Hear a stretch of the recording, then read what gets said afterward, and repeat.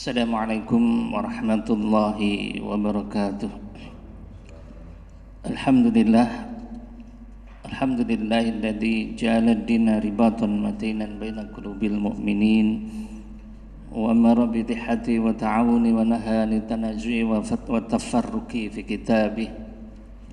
Asyhadu an la ilaha illallah wahdahu la syarika lah wa asyhadu anna Muhammadan 'abduhu wa rasuluhu nabiyya ba'dah. Allahumma salli wa sallim ala Muhammadin wa ala alihi wa sahbihi ajma'in.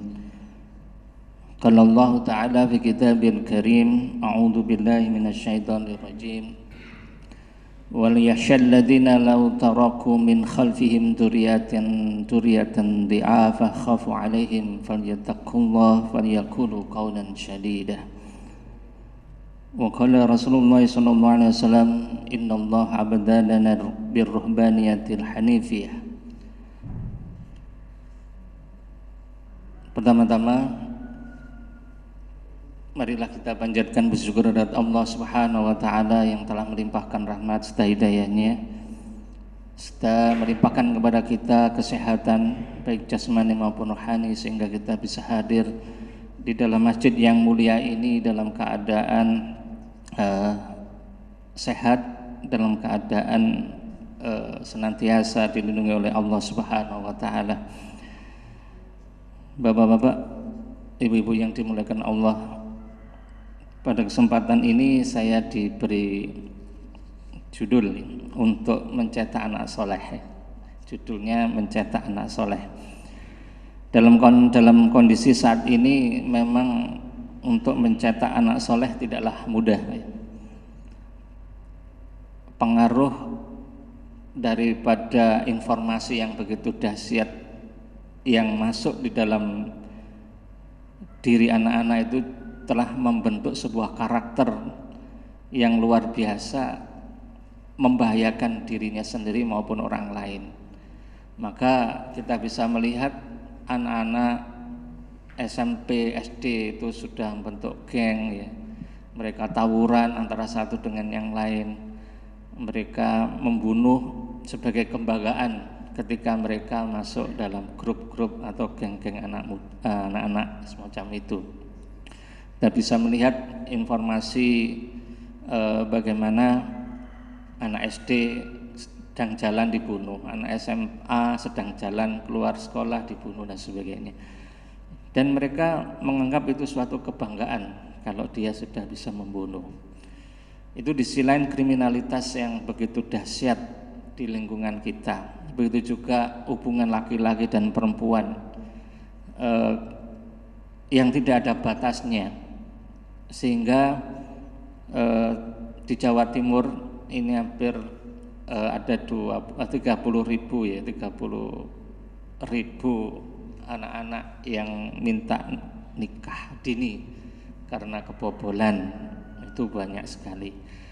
Oleh karena itu urgen sekali bagi kita sebagai seorang muslim untuk meninjau kembali mengapa anak-anak sekarang ini kok berubah ya, secara karakternya ya. Padahal di dalam pendidikan Islam itu namanya kepribadian Islam atau syakhsiyatul Islamiyah itu sangat-sangat diajarkan yang dalam Islam itu adalah pola berpikir dan pola bertingkah laku. Jadi tujuan daripada tarbiyatul aulad atau pendidikan anak itu adalah asyakhsiyatul Islamiyah. Bagaimana seorang anak itu mempunyai kepribadian Islam. Di dalam buku Al-Fiqhul Islami itu ditulis asyakhsiyatul Islamiyatu tata'allafu min aqliyatihi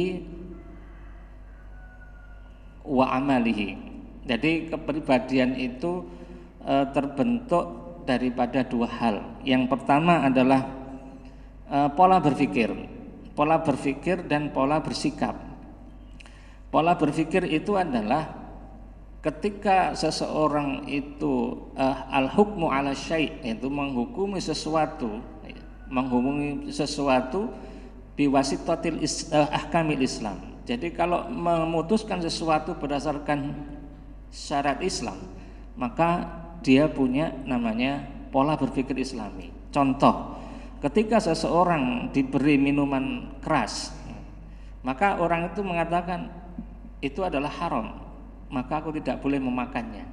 Maka dia punya kepribadian Islam yang terletak pada pola berpikirnya. Ketika diajak pacaran, dia tidak mau, menolak, enggak, saya tidak mau pacaran, itu haram. Kata-kata itu sudah menunjukkan kepribadian Islam, ya. Oleh karena itu tidak bisa dilihat seseorang itu mulia, ya, dari jabatan, dari pakaian maupun dari ketampanan atau kecantikan, tidak boleh. Tidak bisa dilihat. Ketinggian seseorang itu dilihat dari pola berpikir dan pola bertingkah laku. Contoh, kalau orang itu bertingkah laku, ketika dia sudah mendengar adzan atau sebelum mendengar adzan, oh ini waktunya masuk subuh, maka dia pergi ke masjid, maka dia punya pola tingkah laku yang Islami. Maka ketika dia melihat wanita cantik, dia tidak langsung mencium atau dia langsung memeluk, tidak, tapi dia melamar perempuan itu, ya, kemudian dinikahi secara Islami. Itu contoh pola tingkah laku yang Islami. Sehingga dua hal inilah, makanya Rasulullah mengatakan, innallaha yanzuru ila suwarikum wa amwalikum walakinnahu yanzuru ila amalikum wa qulubikum.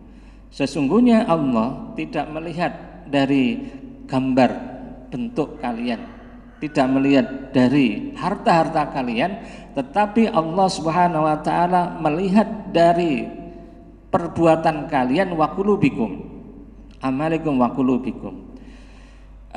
Qulubikum ini memang tafsirnya ada beberapa penafsiran. Ada qulubikum itu dimaksud adalah hati.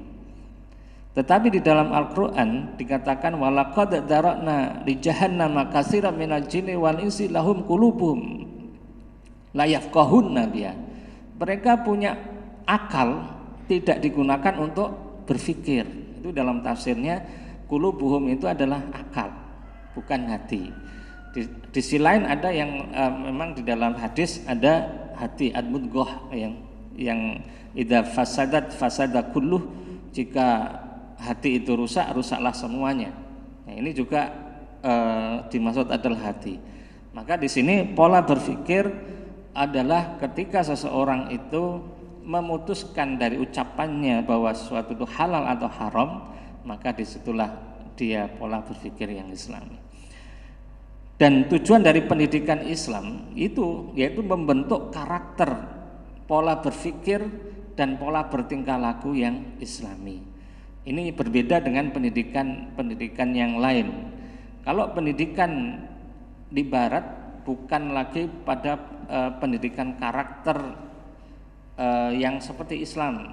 Jadi kalau karakter di dunia Barat itu ditanamkan kejujuran, ditanamkan menghormati satu sama lain dan sebagainya, tetapi tidak didorong oleh ketakwaan. Ini beda. Jadi didorong oleh kebiasaan, didorong oleh sesuatu yang bersifat maknawi, moralitas. Tapi kalau Islam itu didorong oleh ruhiyah atau hubungan idrok silabillah, hubungan Allah dengan hubungan dirinya dengan Allah.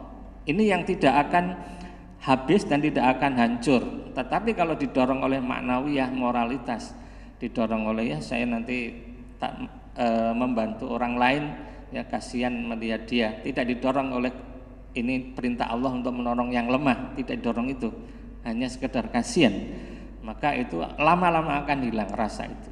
Nah, tapi kalau didorong oleh ruhiyah, hubungan kita dengan Allah, maka itu akan menjadi sebuah gerakan yang begitu dahsyat di dalam hati seseorang sehingga dia melakukan perbuatan-perbuatan yang baik. Ya, itulah pengantar untuk bagaimana mencetak daripada generasi muda Islam. Itu tujuannya membentuk karakter atau kepribadian Islam, bagaimana pola berpikir Islami dan bagaimana bertingkah laku yang Islami. Saya sangat miris juga ya, saya miris juga ketika saya mengikuti kajian daripada Paul William. Paul William ini saya punya teman Twitter saya. Dia adalah mantan ateis di Inggris, dan dia sudah masuk Islam, dan dia di YouTube-nya itu senantiasa menghadirkan ulama-ulama dunia. Dia juga menghadirkan mantan-mantan ateis, mantan-mantan orang komunis, mantan pendeta dan sebagainya. Di dalam dialog dia di YouTube dengan pakar pendidikan Islam, pada waktu itu di YouTube-nya itu ada komen, ya ada komen. Betapa saya sebagai seorang Muslim, saya sebagai seorang non Muslim katanya, saya seorang Kristen, saya berharap ya, Islam itu bisa membimbing kami, keluarga kami, masyarakat kami yang tidak lagi mampu untuk menjadikan pendidikan di dalam kehidupan kami itu begitu indah seperti Islam. Nah, di lain pihak di Twitter beliau juga, saya mengikuti Twitter beliau, ada komentar ya. Saya seorang keluarga, saya seorang dari Prancis ya. Saya dari Prancis. Saya punya anak perempuan. Setiap hari dia membawa laki-laki ke rumah, gonta-ganti, tiap hari itu gonta-ganti. Dan kalau bawa laki-laki dia nginap di situ. Dan akhirnya hamil. Dan dia terlibat narkoba juga. Hancur-hancuran keluarganya itu ya. Termasuk anak-anak yang lain juga hancur semua. Dan itu sudah maklumun atau sudah menjadi kebiasaan di Prancis ya, di negaranya itu sudah terjadi. Orang tua miris melihat itu. Akhirnya apa? Anaknya itu dipenggak, istilahnya itu dilarang untuk keluar karena udah hamil, terus kemudian kena AIDS juga. Dan akhirnya orang tuanya dipenjarakan karena melanggar hak asasi manusia, dihukum 3 bulan. 3 bulan, terus akhirnya anak-anaknya semakin liar, anak-anaknya semakin liar, tidak bisa karena memang hak asasi manusia itu. Nah, akhirnya di dalam tulisan itu dia menulis, seandainya keluarga saya keluarga Muslim seperti yang disampaikan oleh pembicara di dalam konten YouTube-nya Paul William itu, saya akan bahagia sekali. Sayang di negeri kami tidak seperti negeri-negeri Muslim. Kami bisa dipenjara oleh anak sendiri. Nah, ini contoh bagaimana pendidikan Islam itu adalah pendidikan yang luar biasa yang dicontohkan oleh Rasulullah SAW. Dan perlu dipahami bahwa ketika kita membahas tentang pendidikan Islam, kita tidak lepas daripada bapak dan ibu. Ya. Orang tua itu memegang kendali utama di dalam mendidik anak. Makanya Rasulullah mengatakan kullu mauludin yuladu 'alal fitrah. Setiap anak itu dilahirkan dalam keadaan suci, dalam keadaan fitrah. Fitrah di sini adalah seorang anak dilahirkan di dalam keadaan tauhid sebenarnya. Keadaan mengesahkan Allah. Karena atau di kandungan itu kan alastu birabbikum, bukankah aku ini Tuhan? Mereka mengatakan qalu bala. Iya, betul, bahwasanya engkau adalah Tuhan kami. Mengesahkan fitrah, kullu mauludin yuladu 'ala fitrah fa abawahi yuhawidani wa yumajisani wa yunasyirani. Orang tuanya itulah yang menjadikan dia Majusi, Yahudi atau Nasrani. Ini pentingnya orang tua. Lah, ketika orang tua ini salah memahami pendidikan, karakter pendidikan yang Islami, maka anak-anak ini akan termakan oleh zaman, termakan oleh kehidupan zaman yang serba instan saat ini. Ini sudah luar biasa ya. Anak SMP itu sudah jadi mucikari, itu banyak, ada beberapa itu ya, saya Ini luar biasa bahayanya ketika anak dididik oleh zaman, tapi anak harus didik oleh ibu. Oleh karena itu, bapak-bapak, ibu-ibu yang dimuliakan Allah, dimulai dari pendidikan anak adalah dari perkawinan, ya, dari perkawinan antara laki-laki dan perempuan, yaitu bahwa perkawinan itu adalah fitrah, ya, fitrah. Makanya zuyyina linnasi hubbus syahwati minan nisa, dihiasi seseorang itu hubbus syahwat, yaitu cinta, suka kepada perempuan. Perempuan suka pada laki-laki. Kalau dalam usul fikih itu taglib, ya, walaupun laki-laki yang mewakili tapi juga perempuan itu punya syahwat. Karena apa? Seperti kasus di dalam Quran ketika Nabi Yusuf digoda oleh perempuan itu juga punya syahwat kepada Nabi Yusuf, ya. Laula burhana rabbihi, seandainya Tuhan tidak mengingatkan Nabi Yusuf, maka Nabi Yusuf juga akan berzina pada waktu itu. Karena Nabi Yusuf juga suka digoda oleh wanita cantik pada waktu itu. Dan itu menunjukkan bahwasanya Allah SWT menciptakan laki-laki dan perempuan itu punya syahwat, saling suka.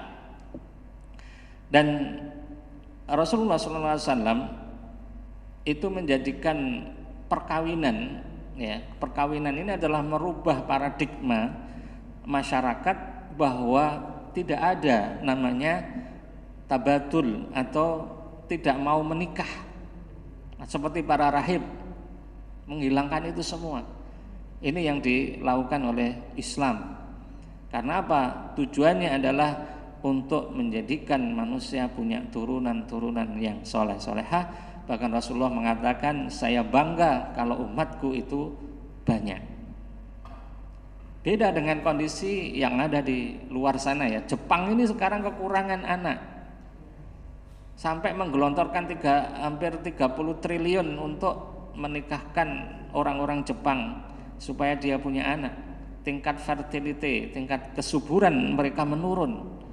Karena apa? Mereka sudah tidak mau ingin punya anak, karena itu mengganggu daripada kerja mereka, mengganggu untuk mendapatkan uang di dalam dunia kerja mereka, sehingga mereka tidak mau menikah. Sekarang kekurangan, banyak sekolah-sekolah tutup. Karena apa? Tidak ada anak yang sekolah. Oleh karena sekarang bingung, termasuk Singapura, Prancis, Italia, Jerman, Rusia. Ini banyak sekali. Kenapa? Mereka menjadikan wanita-wanita itu untuk sebagai pekerja.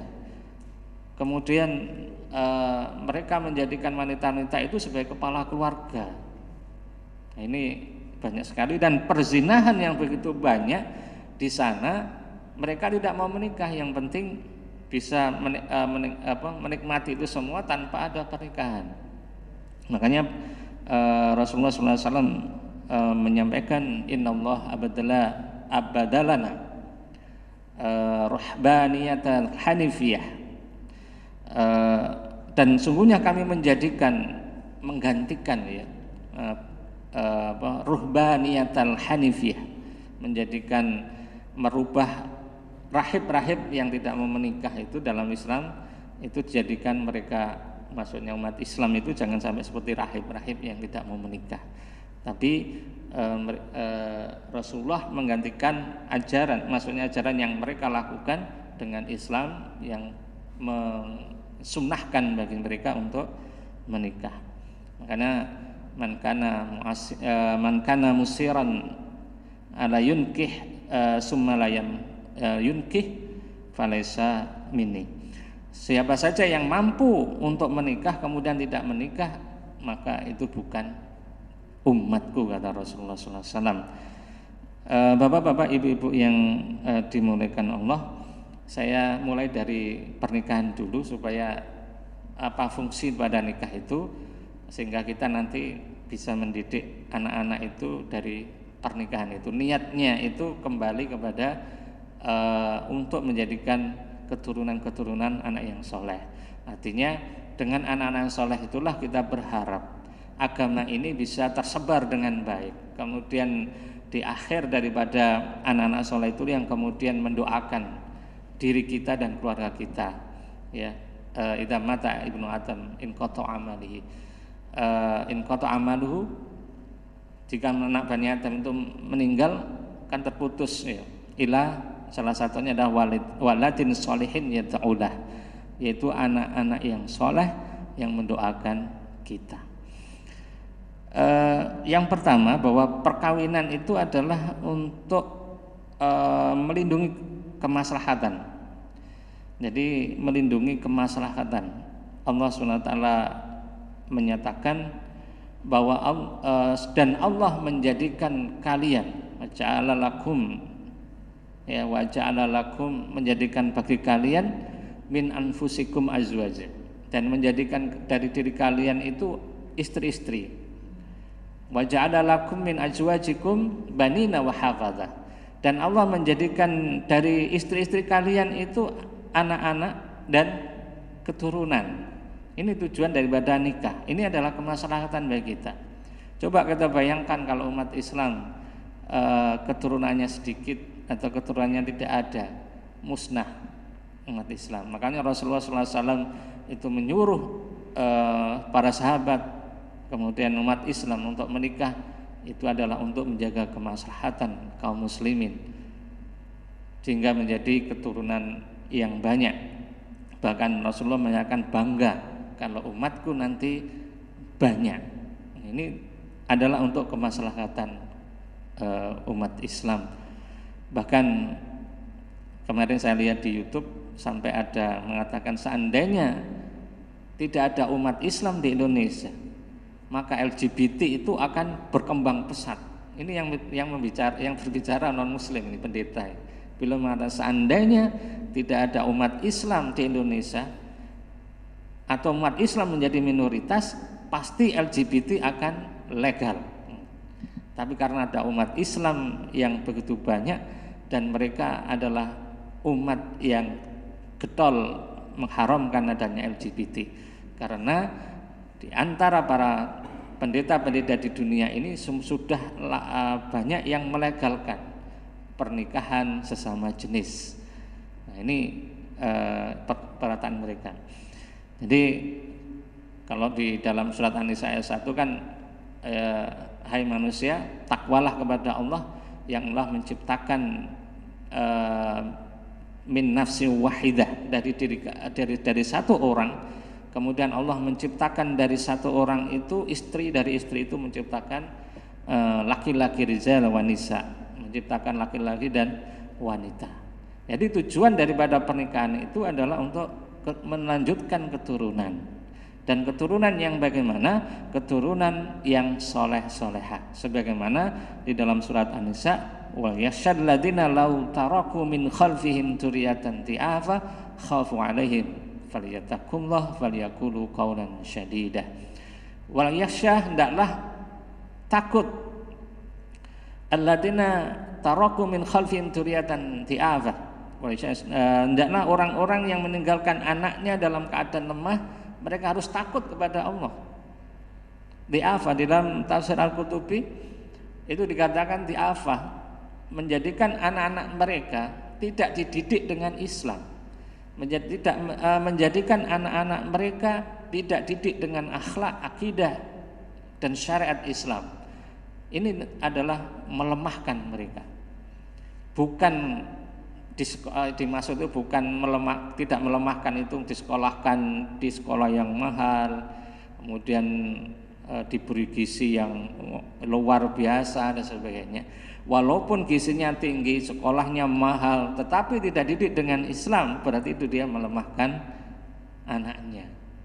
Ini di dalam tafsir. Bahkan begini, ada di dalam tafsir itu ada seorang tabiin pada waktu ikut di dalam peperangan, saya lupa ya namanya. Itu dia tidak mau nikah. Kenapa engkau tidak mau menikah? Saya takut di akhir zaman nanti anak-anak keturunanku akan tertimpa fitnah yang luar biasa. Mereka akan menjadi maksiat, mereka akan menjadi anak-anak yang rusak dan sebagainya. Kemudian sahabatnya mengatakan, Ingatlah Allah SWT berfirman, wala yakhshal ladina law taraku min khalfihim dzurriyyatan dhi'afa khafu 'alaihim. Dan hendaklah takut orang-orang yang meninggalkan anak-anaknya dalam keadaan lemah, yaitu ketika anak-anaknya tidak dididik dengan Islam. Kalau anak-anaknya dididik dengan Islam, kemudian orang tuanya juga mendidik dirinya dengan Islam, maka ketika engkau meninggal, katanya, seandainya engkau meninggal, anakmu akan dilindungi oleh Allah Subhanahu wa taala. Anakmu tidak akan bermaksiat kepada Allah karena kamu sudah mendidik anak-anak kamu. Nah, ini contoh ya. Contoh dalam tafsir itu, kalau kita mendidik anak-anak dengan didikan yang Islami, insya Allah ketika kita meninggal, anak-anak kita, keturunan kita akan dilindungi oleh Allah dari kemaksiatan. Bapak-bapak, ibu-ibu yang dimuliakan Allah, tujuan pernikahan yang pertama tadi adalah untuk kemaslahatan, kemudian juga untuk keturunan ya, kemudian juga melindungi masyarakat dari dekadensi moral ya. Karena apa? Tanpa ada pernikahan maka orang akan banyak berzina. Orang secara fitrah itu sudah diberi oleh Allah naluri seksual atau gharizatun nau. Yang itu seharusnya dipenuhi. Kalau tidak dipenuhi maka akan timbul kegelisahan yang akan menimbulkan kerusakan fisik ya dalam diri manusia. Dan ingat, Islam itu Allah menciptakan manusia dengan potensi namanya naluri seksual. Itu tidak dibiarkan diam, tidak dibiarkan mereka manusia mengikuti naluri seksual, tidak dibiarkan manusia mengikuti hawa nafsunya ketika memenuhi naluri seksual. Tapi Islam memberikan aturan bagaimana naluri seksual itu terpenuhi dengan baik tanpa menghancurkan yang lain. Maka ketika naluri seksual itu dibiarkan, maka akan menghancurkan satu sama lain. Istri orang direbut, suami orang direbut dan sebagainya. Sehingga kemudian ada juga hubungan seksual antara laki-laki dan perempuan yang bukan suami istri, anak-anak remaja sekarang itu seperti itu. Kalau tidak ada aturan dari Allah maka hancurlah. Makanya di dalam surat Ar-Rum ayat 30 Allah SWT berfirman, fa'aqim wajhaka lidini hanifan fitratallahi allati fataran nasa 'alaiha la tabdila li khalqillah. Dzalika dinul qayyim walakin aksarun nasi la ya'lamun. Fa'aqim wajhaka, walaupun khitab ayat ini, seruan ini adalah untuk Nabi Muhammad. Ya, fa'aqim wajhaka. Hai Muhammad, pegang teguhlah kamu itu ya, fa'aqim wajhaka lidini hanifan, yaitu agama yang hanif, agama yang lurus, yaitu agama tauhid ini. Fitratan lati fatarana sa'alaiha la tabdila li khalqillah. Agama yang sesuai dengan fitrah manusia. Yaitu kalau orang punya secara fitrah punya nilai seksual, diatur oleh agama yang sesuai dengan aturan Islam, sesuai dengan fitrah agama ini, insyaallah akan menjadi masyarakat yang indah, menjadi keluarga yang sakinah, mawaddah, warahmah, akan menjadikan anak itu menjadi anak yang soleh-solehah.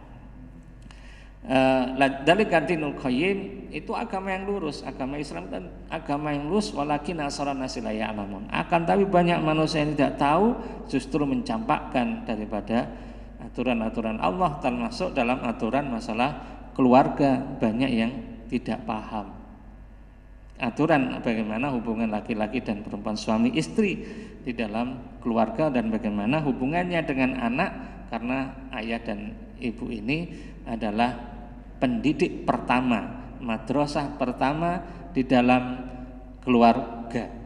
Karena pendidikan yang paling besar pengaruhnya itu di keluarga. Anak, orang tua sebagai sosok contoh tauladan anak. Saya pernah tanya kenapa kamu nggak sholat? Karena bapak saya juga nggak sholat, ibu saya juga nggak sholat. Pak Ramadan juga nggak puasa. Tanya kenapa kamu tidak Ramadan, sudah SMP, sudah balik. Bapak saya dan ibu saya tidak puasa. Jadi anak itu pendidikannya yang pertama itu adalah mencontoh, ya, karena anak masih mencari informasi, mencari fakta, bagaimana pendidikan karakter dia dibentuk. Ternyata yang paling besar adalah orang tua. Kenapa kamu kok misuh-misuh? Ya, COK itu. Orang tua saya juga begitu. Nah, ini adalah kebiasaan-kebiasaan orang tua itu akan menjadi model bagi anak-anak. Ya, menjadi model bagi anak-anak untuk bersikap dan berlaku di luar. Oleh karena itu pentingnya memahami bahwa perkawinan itu bukan sekedar nikah laki-laki dan perempuan, tetapi adalah upaya bagaimana menjadikan generasi dari pernikahan itu generasi yang solehah. Sehingga anak-anak itu menjadi, kalau sudah anak-anak itu menjadi anak-anak yang solehah, maka anak itu akan membawa masyarakat yang lebih luas lagi menjadi masyarakat yang baik. Kalau luas lagi menjadi negara badatun thayyibatun wa rabbun ghafur. Ini karena apa? Generasi muda. Kemudian dengan nikah itu timbullah ketentraman hati. Ketentraman hati, ya. Min ayati khalaqalakum min anfusikum azwajan litaskunu ilaiha wa ja'ala bainakum mawaddata wa rahmah. Ya, ini contoh dari surat Ar-Rum. Bahwasanya tanda-tanda daripada kekuasaan Allah itu menciptakan laki-laki dan perempuan, kemudian mereka menikah dan kemudian mereka sakinah mawadah. Mereka merasa tentram ketika bertemu dalam keluarga, apalagi kalau sudah punya anak, maka mereka bisa bergaul di dalam keluarga itu, membina, mendidik keluarga mereka dengan didikan yang islami, kemudian mereka akan menjadi tentram. Tentu kalau orang tua itu melihat anak-anaknya takwa, sholatnya bagus, bacaannya, Qur'annya setiap hari dia membaca sholat, itu sewenangnya luar biasa kalau melihat anak-anak yang solehah. Ini tujuan dari pernikahan itu adalah untuk menjadikan keduanya, laki-laki dan perempuan itu tentram. Beda orang yang menikah hubungan seksual tanpa ada pernikahan atau kumpul kebo lah istilahnya, mereka tidak akan tentram itu. Jadi mereka akan mengalami kegelisahan-kegelisahan yang luar biasa. Makanya ketika di dalam hadis Arba'in An-Nawawi disebutkan bahwasanya ada orang bertanya, ya, Wasibah tanya kepada Rasulullah, ya Rasulullah, tunjukkan padaku kebaikan itu. Kebaikan itu adalah ketika hatimu tentram melakukan sesuatu, dan keburukan adalah ketika kamu gelisah ketika melanggar daripada perintah Allah dan Rasulnya. Ini menunjukkan bahwasanya kebaikan dan keburukan yang distandarkan Islam, wasibah ini memang standarnya sudah Islami, sehingga dia ketika melakukan sesuatu yang salah dia gelisah. Kemudian dengan nikah itulah timbul kerjasama suami istri, ya, anak dan sebagainya. Inilah akan membentuk sebuah kerjasama yang baik bagaimana mendidik anak-anak itu. Jadi jangan sampai anak-anak dibiarkan menonton TV tanpa ada pendampingan. Jangan sampai anak-anak punya HP tanpa ada pendampingan. Karena apapun yang terjadi di HP dan di TV dengan sinetron-sinetron sekarang ini, kebetulan saya ini seorang guru, jadi saya tahu bagaimana anak-anak terpengaruh dengan itu. Saya pernah mendapati anak-anak di tasnya itu ada 25 foto artis-artis Korea. Yang perempuan itu mengkoleksi foto bintang-bintang film laki-laki. Kalau yang laki-laki mengkoleksi bintang film Korea, yang perempuan-perempuan. Jadi mulai ukuran 3x4, 4x6, ada yang 10, ada ya 10R itu banyak sekali. Kenapa? Ternyata dia pengaruh daripada drama Korea, drakor itu. Kenapa kamu menyimpan ini? Kenapa? Di rumah saya itu, bahkan dia mengatakan di rumah saya itu ada foto yang besar saya tempelkan di tembok. Saya tanya, kenapa kamu suka melihat laki-laki ini? Ya, makanya ada sebuah cerita. Saya sampaikan, kesempatan saya menyampaikan bahwa melihat laki-laki lawan jenis, melihat lawan jenis dengan syahwat itu adalah zina mata. Bahwa di dalam sebuah asar disebutkan ada sahabat yang datang kepada Utsman bin Affan. Sahabat ini di tengah jalan sebelum ke rumahnya Utsman bin Affan itu dia melihat wanita. Saking cantiknya sampai dia itu melihat dengan penuh syahwat. Tanpa sadar ada syahwat, kemudian datang kepada Utsman bin Affan. Loh, kok ada yang datang tapi dia suka matanya berzina, kata gitu. Zina mata adalah melihat wanita dengan syahwat yang bukan wanita yang bukan muhrimnya ya. Kemudian sahabat ini tanya, loh, kok tahu kamu? Apakah wahyu itu turun pada kamu atau pada Nabi? Kemudian Utsman bin Affan mengatakan, wattaqul mu'minina fa innahu yanduru binurillah. Wattaqu firasatal mu'minin fa innahu yanduru binurillah. Hendaklah kamu takut dengan firasatnya seorang muslim, karena seorang muslim melihat dengan cahaya Allah. Itu beliau Utsman bin Affan menyampaikan itu. Sehingga pada waktu itu Utsman bin Affan menyuruh untuk taubat, untuk Anas bin Malik, nggak salah itu ya. Anas bin Malik disuruh taubat karena itu adalah zina mata. Nah, saya sampaikan pada anak-anak semacam itu, lebih baik kamu melihat Quran daripada melihat wajah-wajah ini. Mereka tidak pernah wudu, tidak pernah sholat, kamu bangga dengan orang-orang semacam ini. Nah, ini contoh bagaimana anak-anak terpengaruh dengan dunia perfilman ya. Kemudian di dalam sebuah syair dikatakan, al-ummu madrasatun idza adatta sya'ban thayyiban a'raq ya. Seorang ibu adalah madrasah, seorang pendidik ya. Idza jika seorang ibu itu mempersiapkan anak-anaknya, sekolahnya di rumah. Kalau tidak bisa dia menyerahkan anaknya kepada ustadznya, menyerahkan ke sekolah yang islami ya.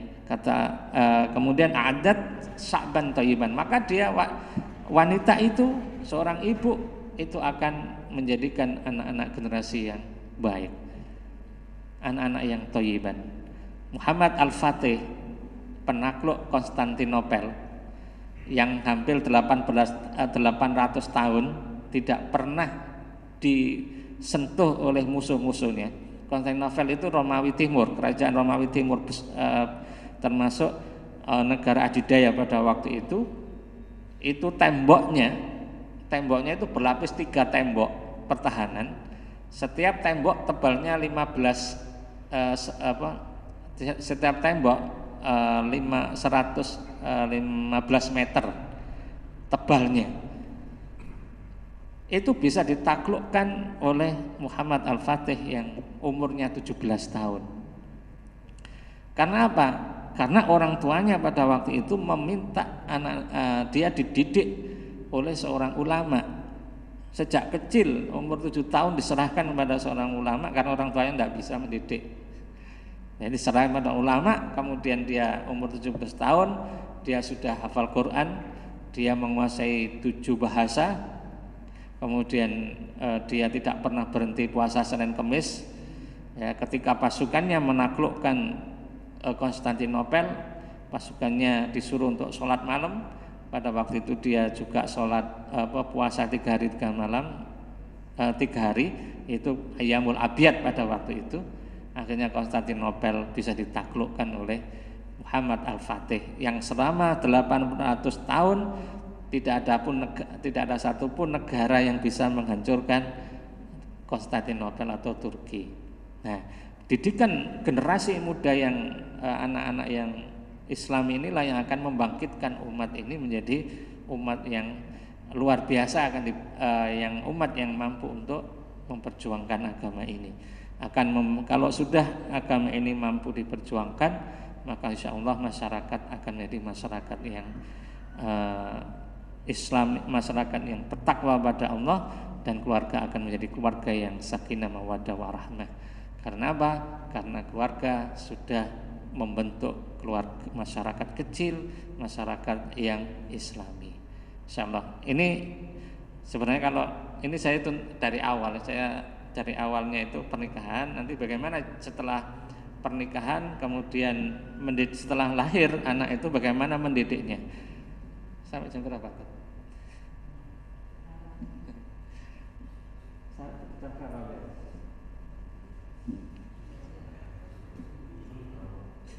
Panjang nanti.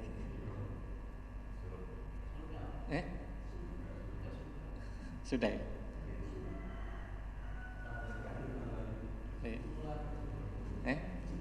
10 menit lagi. Insya Allah nanti di kesempatan lain saya akan, sekarang sudah masuk pada pernikahan dan tujuan daripada pernikahan itu sendiri. Nanti kita akan bahas bagaimana mendidik anak, ya, mulai dari kandungan, kemudian setelah lahir. Dari situlah pendidikan anak itu tidak hanya setelah lahir, tetapi dalam kandungan ini bagaimana mendidik anak itu.